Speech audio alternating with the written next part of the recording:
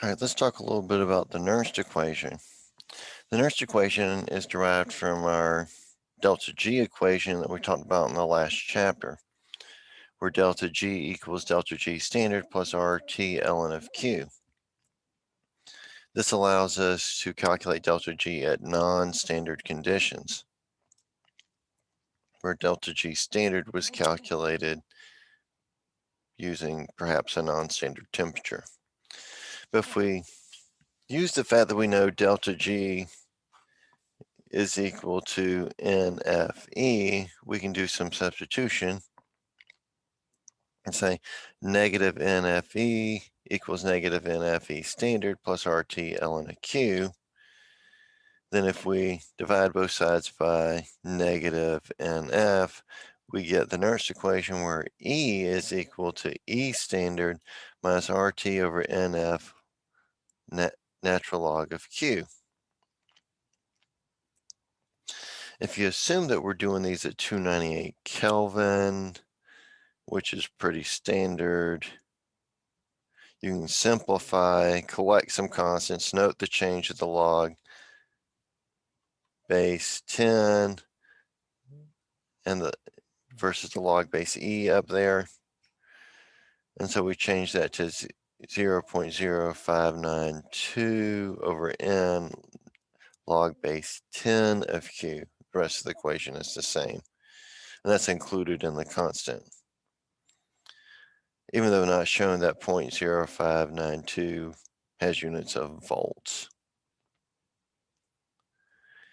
We can use the Nernst equation to generate a cell that has an EMF or voltage based solely on difference of concentration. The voltage won't be big, but it will have a voltage. Let's say we've got one solution has a dilute versus one is a concentrated. For example, one has a 1 molar nickel ion concentration and one has a millimolar nickel concentration. It will attempt to equalize the concentrations through the redox, reducing the nickel plus 2 to nickel solid in the more concentrated solution and oxidizing it in the more dilute solution. E standard would be 0 in that case, so we would just base it on the difference in concentration with the log Q part. So notice the dilute is in the numerator, the concentrated is in the denominator, and it's because, think of it like an equilibrium constant. For an oxidation, the oxidized metallic ion would be a product, and in a reduction, it would be a reactant. So really, it's oxidized ion of a reduced ion in most cases. Keep track of, in more complicated ones, which side of the equation the ions in solution would be, because that's what's going to show in the Q. But it's pretty straightforward in this particular case. And so we got negative 0.592 over 2 because, hey, plus 2 electrons transferred. Remember, that's what your N represents. Log of the millimolar divided by the 1 molar concentration. And we get a voltage of positive 0.0888 volts. Totally based on difference in concentration. Again, not a lot, but it does produce a voltage. And we can see that here. So the figure on the left is the one based on total concentration, standard salt bridge, external circuit, but in this case, 2 nickel electrodes. And we get the 0.088 volts based on the difference in concentration, where eventually they should be equal at 0.5, at which point you would get no voltage. If they're the same, even if not standard concentrations, it's going to be 0 because you would have a log base 10 with the things in the Q being the same. So the argument of your logarithm is 1 and log base 10 of 1 is 0. So if the concentrations are the same, then that term tends to 0 out. And if the standard self potential is 0 because I've got the same cathode and anode, then the cell potential would be 0. If it's weren't the same, like it is in this case, then you would just reduce to whatever the standard cell potential is at that particular case, if the argument of the logarithm ends up being 1. Which doesn't happen a whole lot, but it does happen. So let's look at a for instance. We're going to calculate E cell for this cell under non-standard conditions where the nickel is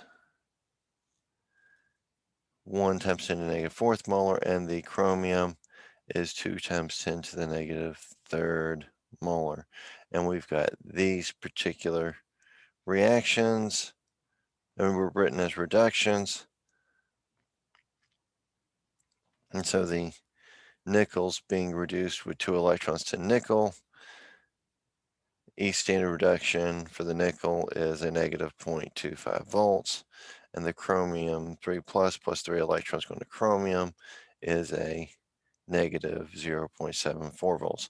We want to set up that cells so that it's spontaneous and then calculate the E cell using the Nernst equation.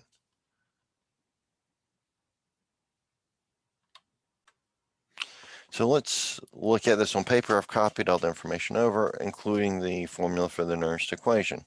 There's a couple of things we'll need first. We're going to need to set this up so that it's a spontaneous cell. We're going to need to calculate that E standard from these reduction potentials we were given.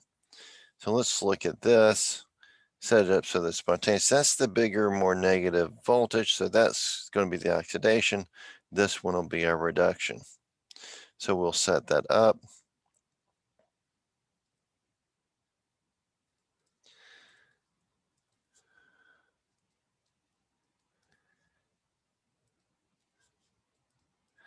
But the chromium, we're going to make an oxidation, so we're going to say chromium solid goes to chromium 3 plus aqueous plus 3 electrons. We have to make one an oxidation or this cell doesn't work.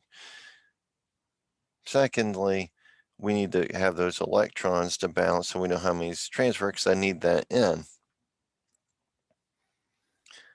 So if we take this and multiply by 3, this multiplied by 2, we get the number of electrons to be 6. So N in this case will be 6. So let's go ahead and finish the balancing. And so if that's the case, the electrons will cancel and we get 3 nickel ions plus chromium solid goes to 3 nickel solid plus, and there's 2 of those, and 2 chromium 3 plus. And so that'd be our balanced redox reaction.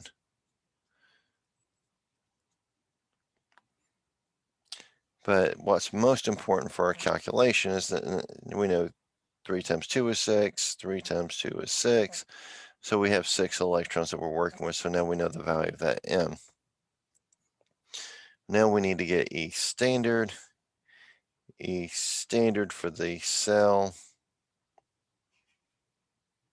Not the E cell, but the E standard for the cell, if it were under standard conditions, is going to be the reduction of the one that's actually being reduced, so our cathode, minus 0.25 volts minus a minus 0.74 volts, using our values right from here.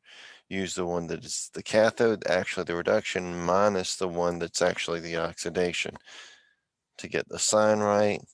And then you're going to run that through your calculator.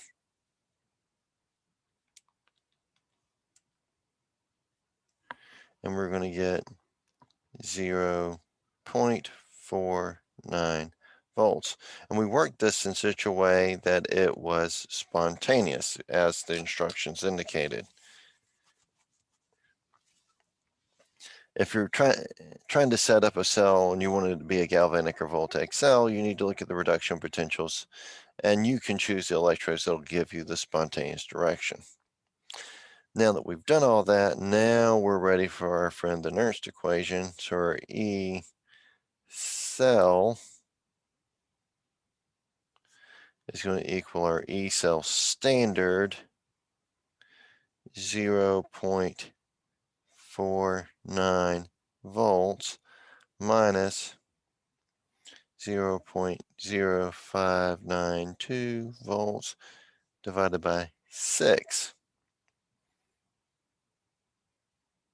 Now, it's going to be log of our Q, but we need to decide what our Q is based on our balanced equation. So what's our Q?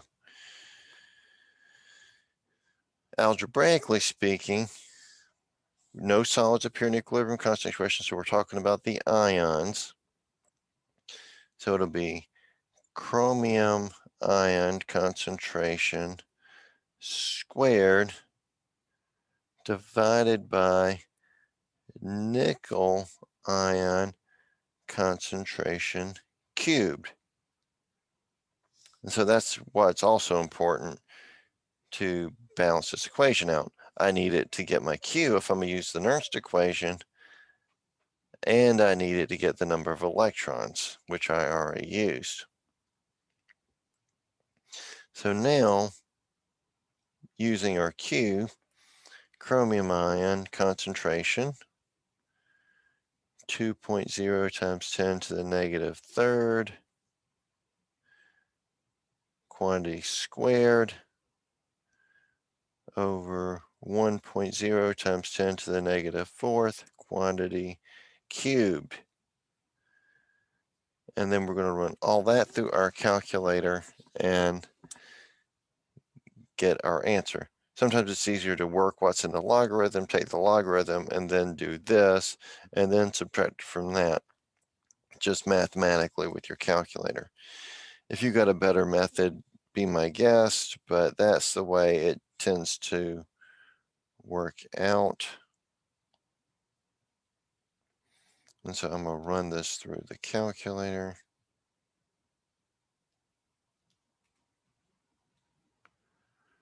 And then we're going to take the log of what's in the argument there.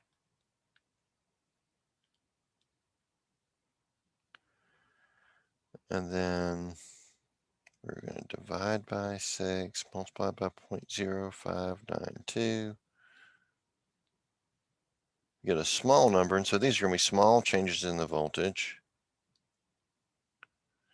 And so 0.49, we're going to subtract all that, and then we get 0.42 volts, which would be our answer. So if you compare that to the standard voltage, it doesn't really change by that much, but it does change.